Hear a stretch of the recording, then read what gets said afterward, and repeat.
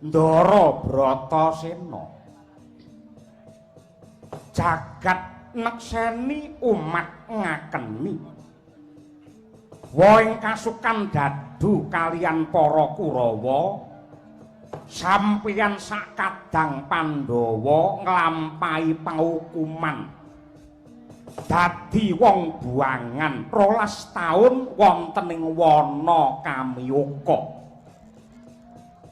Lajeng samangke ndika kedah namur laku dadi wong sudra setunggal taun wonten ing negara Wirata mriki. Biyen wonten negara sampeyan Ngamarta ndika niku dadi satriya ingkang mulya wibawa.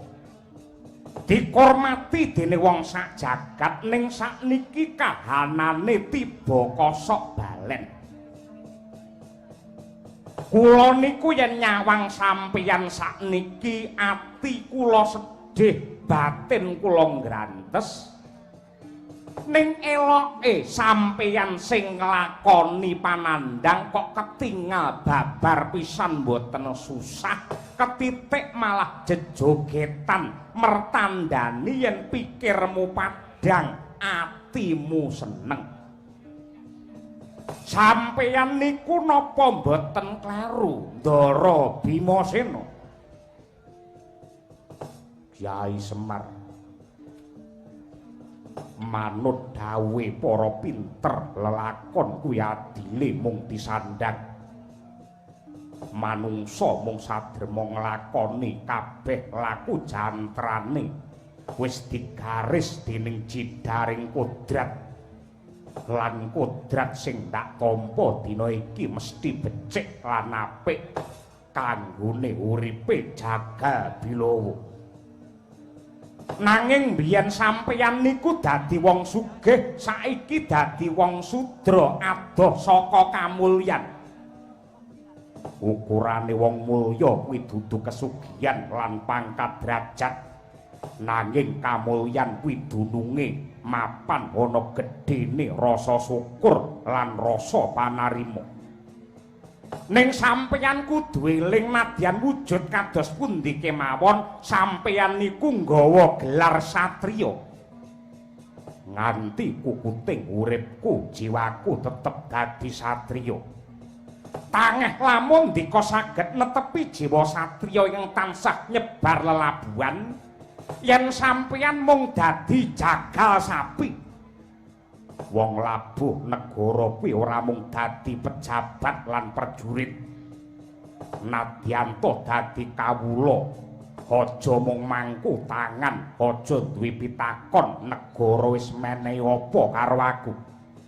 Nanging kudu diwalik aku wis nate labuh apa karo negaraku. Tegese pripun niku?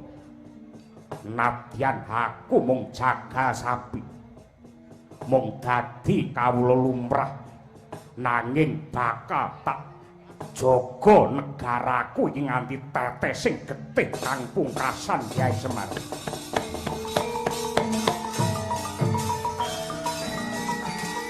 Ngap langening salangana klara pandamun sareng enon lara kakonan.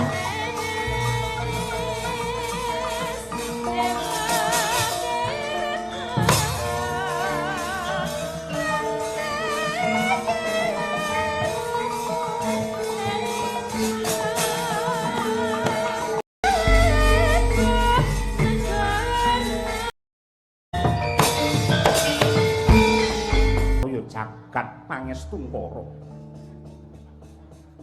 Sakwise aku ngambah laladan pajagalan,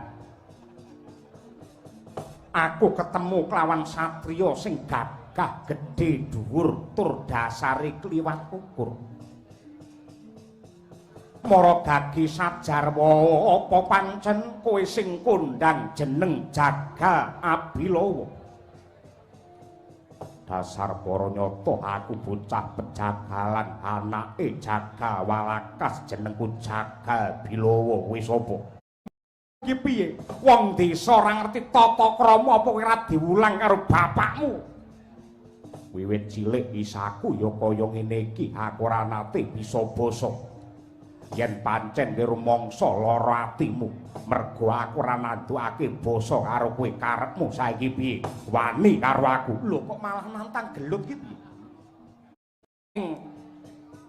Kepatihan supaya dianakake ya kuwi adu jago manungsa. Bocah sing santosa pideksa jenenge Jaka Bilawa. Mula banjur aku nemoni karo kowe.